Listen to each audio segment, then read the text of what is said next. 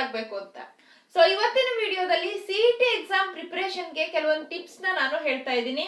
And CET exam ಗೆ help ಆಗುವಂತಹ ಸಾಕಷ್ಟು ವಿಡಿಯೋಸ್ ನನ್ನ ಚಾನಲ್ ಅಲ್ಲಿ ಸಿಗುತ್ತೆ. ಚಾನಲ್ ಗೆ ಸಬ್ಸ್ಕ್ರೈಬ್ ಮಾಡಿ, ಹಾಗೆ ಬೆಲ್ ಐಕಾನ್ ಪ್ರೆಸ್ ಮಾಡೋದಕ್ಕೆ ಮರಿಬೇಡಿ. ಬೆಲ್ ಐಕಾನ್ ಪ್ರೆಸ್ ಮಾಡಿದ್ರೆ ವಿಡಿಯೋಸ್ ಅಪ್ಲೋಡ್ ಆದ ತಕ್ಷಣ ನಿಮ್ಗೆ ಸಿಗುತ್ತೆ. ಓಕೆ ಫ್ರೆಂಡ್ಸ್, ಈಗ ನಾವು ಸಿಇಟಿ ಎಕ್ಸಾಮ್ ಗೆ ಪ್ರಿಪರೇಷನ್ ಗೆ ಒಂದಿಷ್ಟು ಟಿಪ್ಸ್ ಹೇಳ್ಬೇಕಂತಂದ್ರೆ, ಬೇಸಿಕಲಿ ಏನಾಗುತ್ತೆ ಅಂತಂದ್ರೆ annual exam and CET exam ಗೆ ದೊಡ್ಡ ಡಿಫ್ರೆನ್ಸ್ ಅಂತಂದ್ರೆ ನಿಮ್ಗೆ ಟೈಮ್ ಅಲ್ಲಿ ಅಂದ್ರೆ 1 ತಾಸಲ್ಲಿ 60 ಕ್ವಶನ್ ಗೆ ಆನ್ಸರ್ ಮಾಡೋದು. ಆನ್ಯುವಲ್ ಎಕ್ಸಾಮ್ ಗೆ ಕಂಪ್ಯಾರಿಟಿವ್ಲಿ ಬೇಕಾದಷ್ಟು ಏನಂದ್ರೆ ಟೈಮ್ ಇರುತ್ತೆ ಕ್ವಶನ್ ಅಥವಾ ನ್ಯೂಮರಿಕಲ್ಸ್ ನ ಸಾಲ್ವ್ ಮಾಡೋಕೆ. ಹಾಗೇನೆ ನಿಮ್ಗೆ ಆನ್ಯುವಲ್ ಎಕ್ಸಾಮ್ ಅಲ್ಲಿ ಒಂದಿಷ್ಟಾದ್ರೂ ಡೆಫಿನೆಟ್ ಕ್ವಶನ್ ಇದ್ದೇ ಇರುತ್ತೆ, ಪಾಕೆಟ್ ಮಾರ್ಕ್ಸ್ ಅಂತ ಒಂದಿಷ್ಟು ಇದ್ದಿರುತ್ತೆ. ಬಟ್ ಸಿಇಟಿ ಎಕ್ಸಾಮ್ ಅಲ್ಲಿ ಕ್ವಶನ್ ಪ್ರೆಡಿಕ್ಟ್ ಮಾಡೋಕ್ ಆಗೋದಿಲ್ಲ. ಹೀಗಾಗಿ ಬಹಳಷ್ಟು ಜನ ಸ್ಟೂಡೆಂಟ್ಸ್ ಗೆ ಪ್ರಿಪರೇಷನ್ ಹೆಂಗ್ ಮಾಡ್ಕೋಬೇಕು ಅನ್ನೋದು ತುಂಬಾನೇ ಕನ್ಫ್ಯೂಷನ್ ಆಗುತ್ತೆ. ಈ ವಿಡಿಯೋದಲ್ಲಿ ಒಂದಿಷ್ಟು ಟಿಪ್ಸ್ ನಾನು ಹೇಳ್ತಾ ಇದ್ದೀನಿ. ಸೊ ಇಲ್ಲಿ ನಾನೀಗ ಒಂದು 15 ಡೇಸ್ ಅಲ್ಲಿ ನಿಮ್ಗೆ ಟೋಟಲ್ ಕೆಮಿಸ್ಟ್ರಿನ ಫುಲ್ ಕವರ್ ಮಾಡ್ಕೊಳ್ಳೋಂತ ಒಂದಿಷ್ಟು ಟಿಪ್ಸ್ ಹೇಳ್ತಾ ಇದ್ದೀನಿ. ಬಟ್ ಇಲ್ಲಿ ಟೋಟಲ್ 15 ಡೇಸ್ ಅಂತಂದ್ರೆ ನೀವು ಇಡೀ ದಿನ ಕೆಮಿಸ್ಟ್ರಿನೇ ಓದ್ಬೇಕಂತಲ್ಲ, ಫಿಸಿಕ್ಸ್, ಮ್ಯಾಥ್ಸ್, ಬಯಾಲಜಿ ಎಲ್ಲ ಓದೋದಿರತ್ತಲ್ಲ. ಸೊ ನಾನಿಲ್ಲಿ ಒಂದು ದಿನಕ್ಕೆ 2 ಅಥವಾ 3 ಚಾಪ್ಟರ್ಸ್ ತರ ನಾನಿಲ್ಲಿ ಡಿವೈಡ್ ಮಾಡಿದೀನಿ. ಅವ್ರು ಒಂದ್ ದಿನಕ್ಕೆ 2-3 ಚಾಪ್ಟರ್ ನ ಅಸೈನ್ ಮಾಡಿದೀನಿ. ನಿಮ್ಗೆ ಹೆಂಗ್ ಅನುಕೂಲ ಆಗುತ್ತೋ ಹಾಗೆ. ಆದ್ರೆ ಜನರಲಿ ಸ್ಟೂಡೆಂಟ್ಸ್ ಏನ್ ಮಾಡ್ತಾರೆ ಅಂದ್ರೆ ಫಸ್ಟ್ PUC ಫಸ್ಟ್ ಮುಗಿಸ್ಕೊಳ್ಳೋಣ, ಆಮೇಲೆ ಸೆಕೆಂಡ್ PUC ಅಂತ. ಬಟ್ ನಾನು ಇಲ್ಲಿ ಫಸ್ಟ್ PUC ಕೆಲವೊಂದು ಚಾಪ್ಟರ್ಸ್ ಹೇಗಿರುತ್ತೆ ಅಂದ್ರೆ, ಒಂದು ಕಾನ್ಸೆಪ್ಟ್ ನ ಬೇಸಿಕ್ಸ್ ಫಸ್ಟ್ PU ನಲ್ಲಿ ಬಂದಿರುತ್ತೆ, ಅದ್ರದ್ದು ಅಡ್ವಾನ್ಸ್ ಸ್ಟಡಿ ಏನಿದೆ ಅದು ಅಥವಾ ಅದ್ರದ್ದು ಕಂಟಿನ್ಯೂಯೇಷನ್ ಏನಿದೆ ಸೆಕೆಂಡ್ PUC ಅಲ್ಲಿ ಬಂದಿರುತ್ತೆ. ಆ ತರ ಕಂಟಿನ್ಯೂಯೇಷನ್ ಅಥವಾ ಲಿಂಕ್ ಇರುವಂತಹ ಚಾಪ್ಟರ್ಸ್ ನ ಇಲ್ಲಿ ಗ್ರೂಪ್ ಮಾಡಿ ಅವಷ್ಟನ್ನ ಒಟ್ಟಿಗೆ ಓದೋ ತರ ನಾನಿಲ್ಲಿ ಡಿವೈಡ್ ಮಾಡಿದ್ದೀನಿ. ಸೊ ನಿಮ್ಗೆ ಈ ವಿಡಿಯೋ ಹೆಲ್ಪ್ ಆಗತ್ತೆ ಅನ್ಕೊಂಡಿದೀನಿ. ಫಸ್ಟ್ ನೀವು ಮಾಡ್ಬೇಕಾಗಿರೋ ಕೆಲಸ ಅಂತಂದ್ರೆ, ಇಂಟರ್ನೆಟ್ ಅಲ್ಲಿ ಆರಾಮಾಗಿ ಸಿಗತ್ತೆ ಲಾಸ್ಟ್ 3 years ಅಥವಾ ನಿಮ್ಗೆ ಅನುಕೂಲ ಆಗತ್ತೆ ಅಂದ್ರೆ 4 or 5 years ದಾರು okay, at least 2 or 3 years question paper ನ ಡೌನ್ಲೋಡ್ ಮಾಡ್ಕೊಳ್ಳಿ.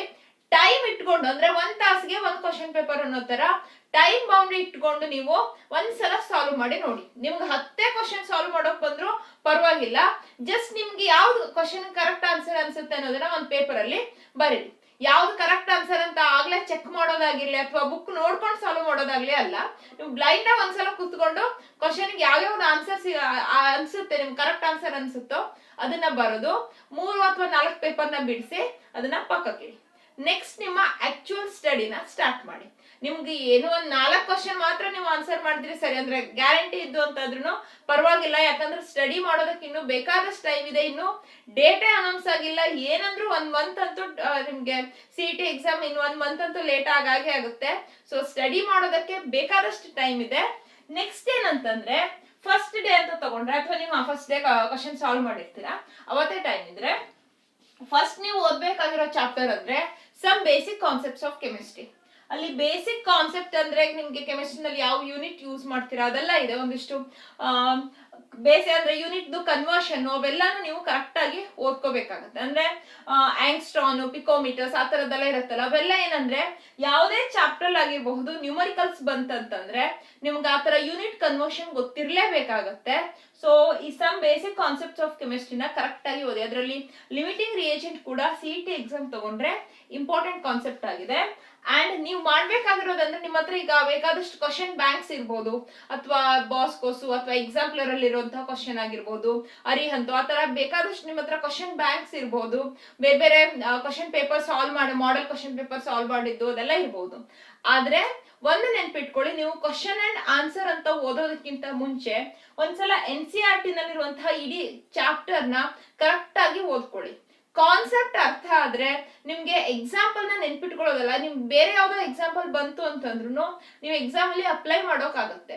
ನೀವು ಕಾನ್ಸೆಪ್ಟ್ ಅರ್ಥ ಆಗದೇನೆ ಜಸ್ಟ್ ನೀವು ಒಂದಿಷ್ಟು ಡೆಫಿನೇಷನ್ ನ ಮೆಮೊರೈಸ್ ಮಾಡ್ಕೊಂಡ್ರೆ ಅಥವಾ ಒಂದಿಷ್ಟು ಎಕ್ಸಾಂಪಲ್ ನ ನೆನ್ಪಿಟ್ಕೊಂಡ್ರೆ ಸಿಇಟಿ ಅಂತ ಎಕ್ಸಾಮ್ಗೆ ಆನ್ಸರ್ ಎಕ್ಸಾಮ್ ಅಲ್ಲಿ ಒಳ್ಳೆ ಪರ್ಫಾರ್ಮೆನ್ಸ್ ಕೊಡೋದು ಕಷ್ಟ ಆಗುತ್ತೆ. ಸೊ ಫಸ್ಟ್ ಮಾಡ್ಬೇಕಾಗಿರೋದು ಎಲ್ಲಾ ಚಾಪ್ಟರ್ ನ ಕರೆಕ್ಟ್ ಆಗಿ ಒಂದ್ಸಲ ಒಂದು ಸೆಂಟೆನ್ಸ್ ಬಿಡದೇನೆ ಓದಿ. ಅಥವಾ ನಿಮ್ಮ NCERT ಬುಕ್ ಅಲ್ಲಿ ಒಂದಿಷ್ಟು ಟರ್ಮ್ಸ್ ನ ಬೋಲ್ಡ್ ಅಲ್ಲಿ ಮಾಡಿದ್ದಾರೆ. ಸೊ ಆ ತರ ಅಂದ್ರೆ ಡಾರ್ಕ್ ಆಗಿರುವಂತಹ ಆ ತರ ಕ್ವಶನ್ ನ ಬೋಲ್ಡ್ ಅಲ್ಲಿ ಇರುವಂತಹ ಯಾವುದೇ ಒಂದು ಡೆಫಿನೇಷನ್ ಆಗಿರಬಹುದು ಅಥವಾ ಟರ್ಮ್ಸ್ ಆಗಿರಬಹುದು ಅದನ್ನ ಕರೆಕ್ಟ್ ಆಗಿ ಓದ್ಕೊಳ್ಳಿ bold letter. Next some basic concept of chemistry ನಲ್ಲಿ ಅದು ಹೇಳಿದೆ, ಲಿಮಿಟಿಂಗ್ ರಿಯೇಜೆಂಟ್ ಅಂಡ್ ಯೂನಿಟ್ಸ್ ಎಲ್ಲ ಇಂಪಾರ್ಟೆಂಟ್. ನೆಕ್ಸ್ಟ್ ಓದ್ಬೇಕಾಗಿರೋದು structure of atom. Structure of atom ಅಲ್ಲಿ ಡಿಫ್ರೆಂಟ್ ಅಟೋಮಿಕ್ ಮಾಡೆಲ್ಸ್ ಇದೆ. ಹಾಗೆ ಒಂದಿಷ್ಟು ಐಸೋಟೋಪ್ಸ್, ಐಸೋಬಾಸ್ ಅಂತೆಲ್ಲ ಬರುತ್ತಲ್ಲ, ಅವಿಷ್ಟನ್ನ ಓದ್ಕೊಳ್ಳಿ. ಹಾಗೇನೆ ಸ್ಟ್ರಕ್ಚರ್ ಆಫ್ ಅಟಮ್ ಅಲ್ಲಿ ಏನಂತಂದ್ರೆ ನಿಮ್ಗೆ ಅಟ್ಲೀಸ್ಟ್ 1 to 30 ಎಲಿಮೆಂಟ್ಸ್ ನಿಮ್ಗೆ ಅಟೋಮಿಕ್ ನಂಬರ್ ಗೊತ್ತಿರ್ಲೇಬೇಕು. ಅಟೋಮಿಕ್ ನಂಬರ್, ಮಾಸ್ ನಂಬರ್ ಅಲ್ಲ. ಯಾಕಂದ್ರೆ ನಿಮ್ಗೆ ಎಲೆಕ್ಟ್ರಾನಿಕ್ ಕಾನ್ಫಿಗರೇಷನ್ ಎಕ್ಸೆಟ್ರಾ ಕೆಲವೊಂದು ಕ್ವಶನ್ಸ್ ಹೆಂಗ್ ಬರುತ್ತೆ ಅಂದ್ರೆ ಅಟೋಮಿಕ್ ರೇಡಿಯೈನ ಅದೆಲ್ಲ ಪ್ರೆಡಿಕ್ಟ್ ಮಾಡುವಂತ ಅಂದ್ರೆ ಅರೇಂಜ್ ಮಾಡುವಂತ ಕ್ವಶನ್ಸ್ ಬರುತ್ತೆ. ಅಲ್ಲಿ ನಿಮ್ಗೆ ಅಟೋಮಿಕ್ ನಂಬರ್ ಗೊತ್ತಿದೆ ಅಂತಂದ್ರೆ ಅಟ್ಲೀಸ್ಟ್ 30 ತನಕ, ಅವಾಗ ನೀವು ಈಸಿಯಾಗಿ ಅದನ್ನ ಪ್ರೆಡಿಕ್ಟ್ ಮಾಡ್ಬೋದು. ಅಥವಾ ಐಸೋ ಎಲೆಕ್ಟ್ರಾನಿಕ್ ಸ್ಪೀಸೀಸ್ ಆಗಿರ್ಬೋದು, ಆ ತರ ಕ್ವಶನ್ ಬಂದ್ರೆ ನಿಮ್ಗೆ ಈಸಿ ಆಗುತ್ತೆ.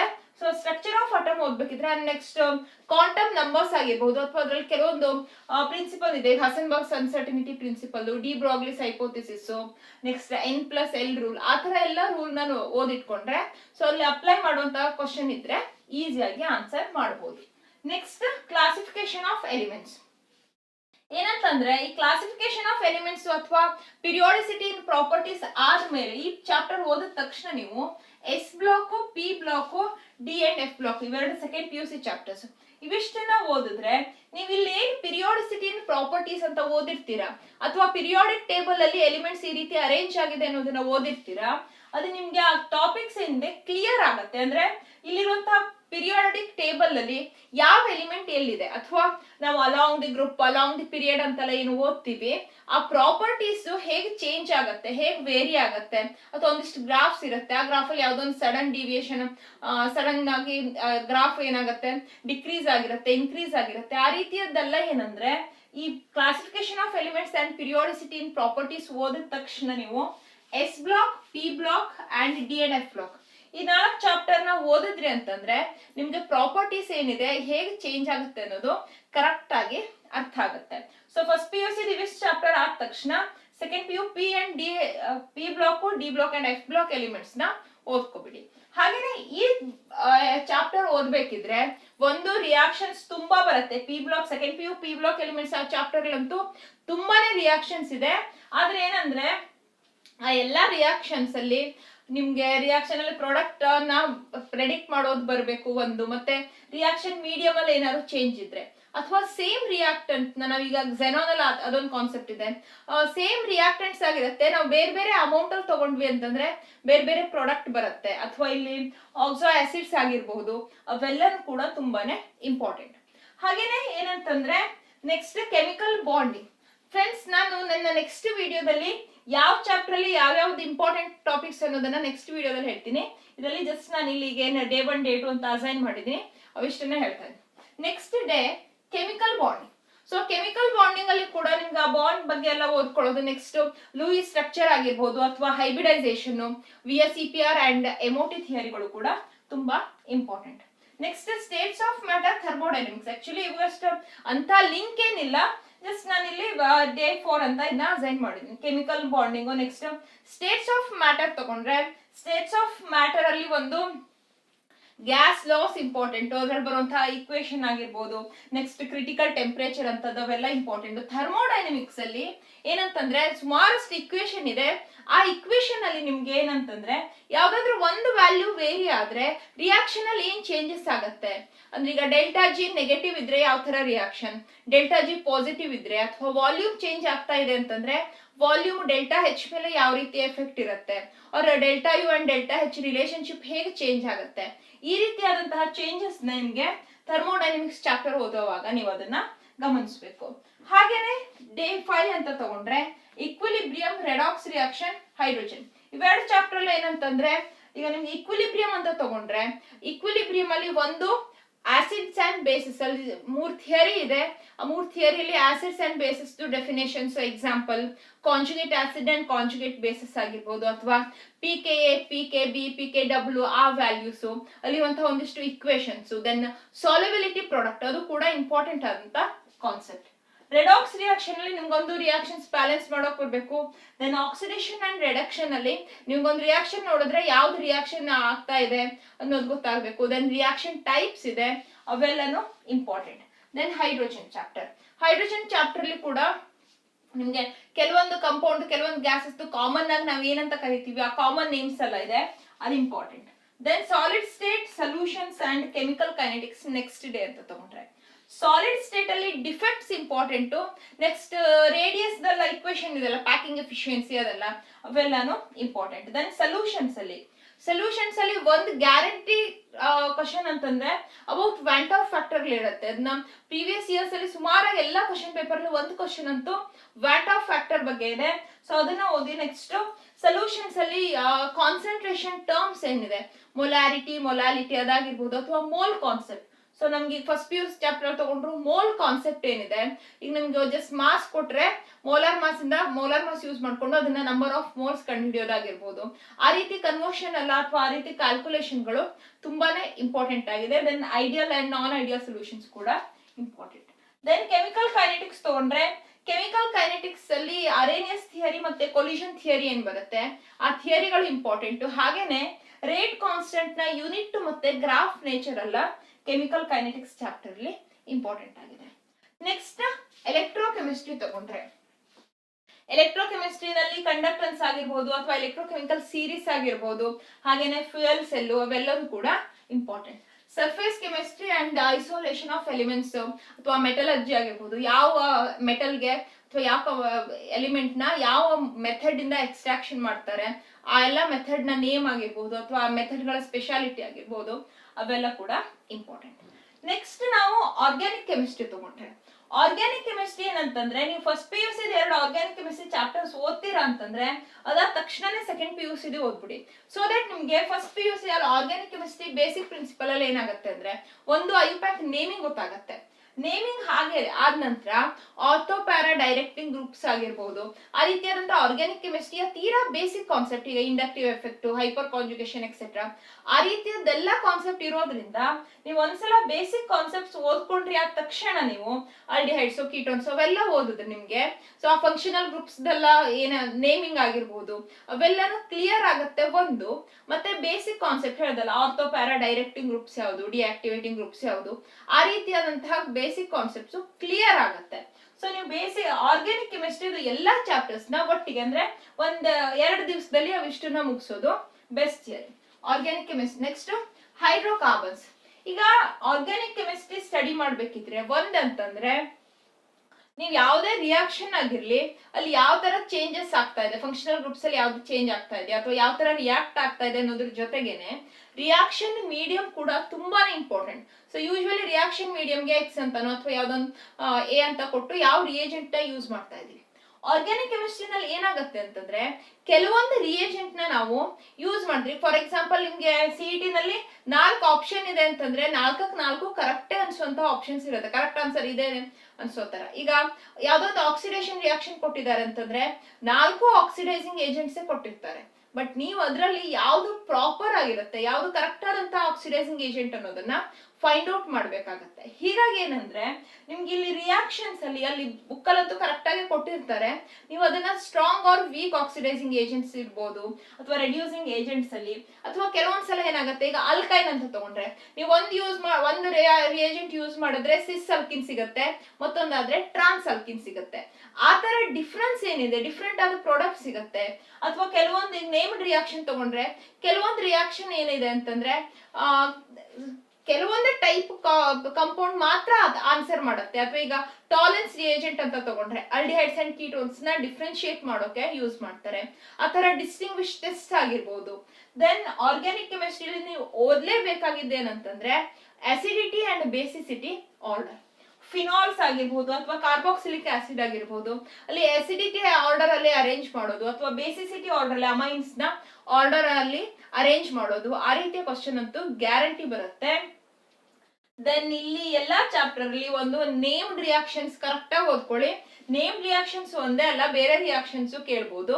ಬಟ್ ಯಾವುದೇ ಎಕ್ಸೆಪ್ಷನ್ಸ್ ಇದೆ ಅಂತಂದ್ರೆ ಈಗ ಯಾವ್ದೋ ಒಂದ್ ಟೈಪ್ದು ಆಲ್ಡಿಹೈಡ್ಗೆ ಯಾವ್ದೊಂದು ರಿಯಾಕ್ಷನ್, ಈ ಕಾನಿಸಮ್ ರಿಯಾಕ್ಷನ್ ಆ ತರ ರಿಯಾಕ್ಷನ್ ಆಗೋದಿಲ್ಲ. ಆ ರೀತಿ ಎಕ್ಸೆಪ್ಷನ್ಸ್ ಇದ್ರೆ ಅಥವಾ ಯಾವ್ದೋ ಒಂದು ಸ್ಪೆಷಲ್ ಟೈಪ್ ಆಫ್ ಕಂಪೌಂಡ್ ಮಾತ್ರ ಈ ರಿಯಾಕ್ಷನ್ ನ ರಿಯಾಕ್ಟ್ ಆಗತ್ತೆ ಅಂತ ಇದ್ರೆ ಆ ರೀತಿಯಾದಂತಹ ಪಾಯಿಂಟ್ಸ್ ನ ನೀವು ನೋಟ್ ಮಾಡ್ಕೊಂಡು ಅದನ್ನ ಬರ್ಕೊಳ್ಳಿ. ಹಾಗೇನೆ ಆರ್ಗ್ಯಾನಿಕ್ ಕೆಮಿಸ್ಟ್ರಿ ಏನಂತಂದ್ರೆ ಬರದ ಪ್ರಾಕ್ಟೀಸ್ ಮಾಡಿದಾಗ ಮಾತ್ರ ಎಲ್ಲಾ ಕಾನ್ಸೆಪ್ಟುನು, ಎಸ್ಪೆಷಲಿ ಆರ್ಗ್ಯಾನಿಕ್ ಕೆಮಿಸ್ಟ್ರಿ. ಸೊ ನೀವು ಜಸ್ಟ್ ನೋಡ್ತಾ ಹೋದ್ರೆ ನಿಮ್ಗೆ ಎಲ್ಲಾನು ಬರುತ್ತೆ ಅಂತ ಅನ್ಸುತ್ತೆ, ಬಟ್ ನೀವು ಅದನ್ನೇ ಬರೀಲಿಕ್ಕೆ ಹೋದ್ರೆ ಗ್ಯಾರಂಟಿ ಆನ್ಸರ್ ಬರೀಲಕ್ ಆಗೋದಿಲ್ಲ. ಸೊ ಆರ್ಗ್ಯಾನಿಕ್ ಕೆಮಿಸ್ಟ್ರಿನ ಆದಷ್ಟು ಬರೆದು ಪ್ರಾಕ್ಟೀಸ್ ಮಾಡೋದು ನಿಮ್ಗದು ಯೂಸ್ಫುಲ್ ಆಗುತ್ತೆ. ನೆಕ್ಸ್ಟ್ ಬಯೋಮಾಲಿಕ್ಯೂಲ್ಸ್ ಅಲ್ಲಿ ಒಂದು ಗ್ಲೈಕೋಸೈಡಿಕ್ ಲಿಂಕೇಜಸ್ ಮತ್ತೆ DNA ಬೇಸಸ್ ಏನಿದೆ ಅವೆರಡು ತುಂಬಾನೇ ಇಂಪಾರ್ಟೆಂಟ್. ಹಾಗೇನೆ ಉಳಿದಿದೆಲ್ಲ ಕಾನ್ಸೆಪ್ಟ್ ಕೂಡ ಇಂಪಾರ್ಟೆಂಟ್. ನೆಕ್ಸ್ಟ್ ಪಾಲಿಮರ್ಸ್ ಅಂತ ತಗೊಂಡ್ರೆ ನಿಮ್ಗೆ ಯಾವ ಪಾಲಿಮರ್ದು ಮೋನೋಮರ್ ನೇಮ್ ಮತ್ತೆ ಸ್ಟ್ರಕ್ಚರ್ ಏನಿದೆ ತುಂಬಾ ಇಂಪಾರ್ಟೆಂಟ್. ಆಕ್ಚುಲಿ ಆ ಚಾಪ್ಟರ್ ಮತ್ತೇನೂ ಇಲ್ಲ, ಪಾಲಿಮರ್ಸ್ ಮೋನೋಮರ್ಸ್ ನೇಮ್ ಮತ್ತೆ ಸ್ಟ್ರಕ್ಚರ್. ಸೊ ಇದು ಅಲೆಕ್ಕಾಗಿ ಈಸಿ ಚಾಪ್ಟರ್. ಹಿಂಗೆ ನಿಮ್ ಟೋಟಲ್ ಸಿಲೆಬಸ್ ತಗೊಂಡ್ರೆ ಇಂಪಾರ್ಟೆಂಟ್ ಅಂಡ್ ಈಸಿ ಎರಡು ಅಂತ ತಗೊಂಡ್ರೆ ಪಾಲಿಮರ್ಸ್ ಚಾಪ್ಟರ್. ಇದನ್ನ ಕರೆಕ್ಟ್ ಆಗಿ ಓದ್ಕೊಳ್ಳಿ. ನೆಕ್ಸ್ಟ್ ಇಲ್ಲಿ environmental chemistry in everyday life and coordination compounds. Actually ಯಾವುದೇ ಲಿಂಕ್ ಇಲ್ಲ, ಜಸ್ಟ್ ಕೋಆರ್ಡಿನೇಷನ್ ಕಂಪೌಂಡ್ಸ್ ನ ಈ ಲಿಸ್ಟ್ ನಾನು ಇವೆರಡು ಈಸಿ ಚಾಪ್ಟರ್ಸ್ ಆಗಿರೋದ್ರಿಂದ ಕೋಆರ್ಡಿನೇಷನ್ ಕಂಪೌಂಡ್ಸ್ ನ ಇವೆರಡರ ಜೊತೆ ಸ್ಟಡಿ ಮಾಡಿ ಅಂತ ಹೇಳಿದ್ವಿ. ಕೋಆರ್ಡಿನೇಷನ್ ಕಂಪೌಂಡ್ಸ್ ಅಲ್ಲಿ ಒಂದು ನೇಮಿಂಗ್ ಆಗಿರಬಹುದು ಅಥವಾ ಆಕ್ಸಿಡೇಷನ್ ಸ್ಟೇಟ್ ಮತ್ತೆ ಕೋಆರ್ಡಿನೇಷನ್ ನಂಬರ್ ಕ್ಯಾಲ್ಕುಲೇಷನ್ ಆಗಿರಬಹುದು, ದೆನ್ ಐಸೋಮರಿಸಮು, ಅವೆಲ್ಲ ಕೂಡ ಇಂಪಾರ್ಟೆಂಟ್ ಆದಂತ ಕಾನ್ಸೆಪ್ಟ್. ಸೊ ಫ್ರೆಂಡ್ಸ್ ನಿಮ್ಗೆ ಈಗ ಏನಂತಂದ್ರೆ ಈಗಾಗಲೇ ಹೇಳ್ದಾಗೇನೆ ನೀವು ಆನ್ಸರ್ ನ ಓದ್ತಾ ಕ್ವಶನ್ ಆನ್ಸರ್ ಹೋಗ್ತಾ ಇದ್ದೀರಂತಂದ್ರೆ ಯೂಶುವಲಿ ನೀವು ಕ್ವಶನ್ ಬ್ಯಾಂಕ್ಸ್ಗೆ ನೀವು ಯಾವತ್ತು ಡೇ 1 ಅಂತ ತಗೊಂಡಾಗ ಇವೆರಡು ಚಾಪ್ಟರ್ ಓದಿದ್ರಿ ಅಂತಂದ್ರೆ ಅವತ್ತೇ ನಿಮ್ಮ ಹತ್ರ ಇರುವಂತಹ ಕ್ವಶನ್ ಬ್ಯಾಂಕ್ಸ್ ನ ಒಂದ್ಸಲ ಓದಿದ್ರೆ ನಿಮ್ಗದು ಈಸಿ ಅನ್ಸುತ್ತೆ. ಅಂದ್ರೆ ನಿಮ್ಗೆ ಫೈಂಡ್ ಔಟ್ ಮಾಡೋಕೆ ಆನ್ಸರ್ ಯಾವ್ದು ಅಂತ ನೀವೇ ಹೇಳೋಕೆ ಬರುತ್ತೆ. ಆದ್ರೆ ನೆನ್ಪಿಟ್ಕೊಳ್ಳಿ, ಜಸ್ಟ್ ಕ್ವಶನ್ ಅಂಡ್ ಆನ್ಸರ್ ನ ನೀವು ಎಷ್ಟೇ ಕ್ವಶನ್ ಬ್ಯಾಂಕ್ಸ್ ಓದಿದ್ರು ಕೂಡ ನಿಮ್ಗೆ ಕಾನ್ಸೆಪ್ಟ್ಸ್ ಕ್ಲಿಯರ್ ಆಗಿಲ್ಲ ಅಂತಂದ್ರೆ ಜಸ್ಟ್ ಕ್ವಶನ್ ಅಂಡ್ ಆನ್ಸರ್ ನ ಓದೋದ್ರಿಂದ ಅಥವಾ ಆನ್ಸರ್ ಮೆಮೊರೈಸ್ ಮಾಡೋದ್ರಿಂದ ಯಾವುದೇ ರೀತಿಯಾದಂತಹ ಉಪಯೋಗನೂ ಇರೋದಿಲ್ಲ. ಯಾಕಂದ್ರೆ ಅಲ್ಲಿ ಬೇರೆ ಎಕ್ಸಾಂಪಲ್ ಕೊಟ್ಬಿಟ್ಟಿರ್ತಾರೆ ಅಥವಾ ಮತ್ಯಾವ್ದೋ ಕಂಪೌಂಡ್ ಕೊಟ್ಟಾಗ ನಿಮ್ಗೆ ಆನ್ಸರ್ ಮಾಡೋಕೆ ಆಗದೆ ಇರುವಂತಹ ಸಿಚುವೇಶನ್ ಬರುತ್ತೆ. ಸೊ ಫಸ್ಟ್ ಏನಂತಂದ್ರೆ ಎಲ್ಲಾ ಚಾಪ್ಟರ್ಸ್ ನ ಕರೆಕ್ಟ್ ಆಗಿ ಓದಿ ಎಲ್ಲಾ ಕಾನ್ಸೆಪ್ಟ್ ನ ಕ್ಲಿಯರ್ ಮಾಡ್ಕೊಳ್ಳಿ. ಅದಾದ ನಂತರ ನೀವು ಕ್ವಶನ್ ಬ್ಯಾಂಕ್ ಕಡೆ ಹೋದ್ರೆ ನಿಮ್ಗೆ ಆನ್ಸರ್ ಹೇಳೋಕಾಗತ್ತೆ ಅಂಡ್ ಯಾಕೆ ಅದು ಕರೆಕ್ಟ್ ಆನ್ಸರ್ ಅನ್ನೋದು ಈಸಿಯಾಗಿ ನಿಮ್ಗೆ ಗೊತ್ತಾಗುತ್ತೆ. ಹಾಗೆ ನಿಮ್ಗೆ ಲಾಸ್ಟ್ ಅಲ್ಲಿ ಒಂದ್ಸಲ ಹೇಳ್ಬೇಕಂತಂದ್ರೆ ಲಾಸ್ಟ್ ಅಲ್ಲಿ ಮತ್ತೊಂದ್ಸಲ ನೀವು ಫಸ್ಟ್ ಕ್ವಶನ್ ಪೇಪರ್ ಏನ್ ಸಾಲ್ವ್ ಮಾಡಿರ್ತೀರಾ ಆ ಕ್ವಶನ್ ಪೇಪರ್ ನ ಮತ್ತೊಂದ್ಸಲ ಸಾಲ್ವ್ ಮಾಡಿ ನೋಡಿ. ಇದಾದ ಮೇಲೆ ನೀವು ಕರೆಕ್ಟ್ ಆನ್ಸರ್ ಯಾವುದು ಅನ್ನೋದನ್ನ ನೀವು ಕಂಪೇರ್ ಮಾಡಿ ನೋಡಿ. ಅವಾಗ ಬೇಕಿದ್ರೆ ಬುಕ್ ನ ರೆಫರೆನ್ಸ್ ಇಟ್ಕೊಂಡು ಅಥವಾ ಫ್ರೆಂಡ್ಸ್ ಏನಂತಂದ್ರೆ ನಾನು ಈಗಾಗಲೇ ಲಾಸ್ಟ್ 3 years ಕ್ವಶನ್ ಪೇಪರ್ ನ ಸಾಲ್ವ್ ಮಾಡಿ ವಿಡಿಯೋಸ್ ಅಪ್ಲೋಡ್ ಮಾಡಿದೀನಿ. ಆ ವಿಡಿಯೋ ನೋಡ್ಕೊಂಡಾಗಿರ್ಬೋದು ಅಥವಾ ನೀವೇ ಆನ್ಸರ್ ಹುಡ್ಕೊಂಡಾಗಿರ್ಬೋದು. ಯಾವ್ದು ಕರೆಕ್ಟ್ ಆನ್ಸರ್ ಯಾಕೆ ಕರೆಕ್ಟ್ ಆನ್ಸರ್ ಅನ್ನೋದನ್ನ ಒಂದ್ಸಲ ಸಾಲ್ವ್ ಮಾಡಿ ನೋಡ್ಕೊಳ್ಳಿ. ಅವಾಗ ನಿಮ್ಗೆ ನೀವು ಫಸ್ಟ್ ಡೇಗೆ ಅಂಡ್ ಆಫ್ಟರ್ ಅಬೌಟ್ 15 days ನಂತರ ನಿಮ್ಗೆ ಏನ್ ಚೇಂಜಸ್ ಆಗಿದೆ ಅನ್ನೋದು ಗೊತ್ತಾಗತ್ತೆ. ಸೊ ಫ್ರೆಂಡ್ಸ್ ಏನಂತಂದ್ರೆ ಫಸ್ಟ್ ಒಂದ್ಸಲ ಕ್ವಶನ್ ಪೇಪರ್ ಸಾಲ್ವ್ ಮಾಡಿ ಇಟ್ಕೊಳ್ಳಿ, ಲಾಸ್ಟ್ ಅಲ್ಲಿ ಕ್ವಶನ್ ಪೇಪರ್ ಸಾಲ್ವ್ ಮಾಡಿ ನಿಮ್ಮಲ್ಲಿ ಆದಂತ ಚೇಂಜಸ್ ಗೊತ್ತಾಗತ್ತೆ ಅಂಡ್ ಯಾವ ರೀತಿ ಕ್ವಶನ್ ಬರುತ್ತೆ ಅನ್ನೋ ಕ್ಲಿಯರ್ ಐಡಿಯಾ ಸಿಗುತ್ತೆ. ಸೊ ನಿಮ್ಗೆ last time last minute preparation ಏನಿದೆ ಅಲ್ಲಿ ನಿಮ್ಗೆ ಯಾವ್ದು ಡಿಫಿಕಲ್ಟ್ ಆಗುತ್ತೋ ಆ ವಿಷಯನ ಹೆಚ್ಚು ಕಾನ್ಸಂಟ್ರೇಟ್ ಮಾಡಿ ಓದೋಕೆ ಸಾಧ್ಯ ಆಗುತ್ತೆ. ಸೊ ಫ್ರೆಂಡ್ಸ್ ಈ ವಿಡಿಯೋ ನಿಮ್ಗೆ ಹೆಲ್ಪ್ ಆಗುತ್ತೆ ಅಂತ ಅನ್ಕೊಂಡಿದೀನಿ. ಈ ವಿಡಿಯೋ ಬಗ್ಗೆ ನಿಮ್ಮ ಒಪಿನಿಯನ್ ನ ಕಮೆಂಟ್ ಮಾಡಿ. ಯಾವ್ದಾದ್ರು ಕಾನ್ಸೆಪ್ಟ್ ಕ್ಲಿಯರ್ ಆಗಿಲ್ಲ ಅಂತಂದ್ರೆ ಏನಾದ್ರು ಡೌಟ್ ಇದೆ ಅಂತಂದ್ರೆ ಕಮೆಂಟ್ ಮಾಡಿ, ನಿಮ್ಮ ಡೌಟ್ ನ ಸಾಲ್ವ್ ಮಾಡೋಕೆ ಟ್ರೈ ಮಾಡ್ತೀನಿ. ಹಾಗೆ ಫ್ರೆಂಡ್ಸ್ ನನ್ನ ಚಾನಲ್ಗೆ ಸಬ್ಸ್ಕ್ರೈಬ್ ಮಾಡಿ, ಈ ವಿಡಿಯೋನ ಲೈಕ್ ಮಾಡಿ, ನಿಮ್ಮ ಫ್ರೆಂಡ್ಸ್ ಜೊತೆ ಶೇರ್ ಮಾಡಿ. Thank you.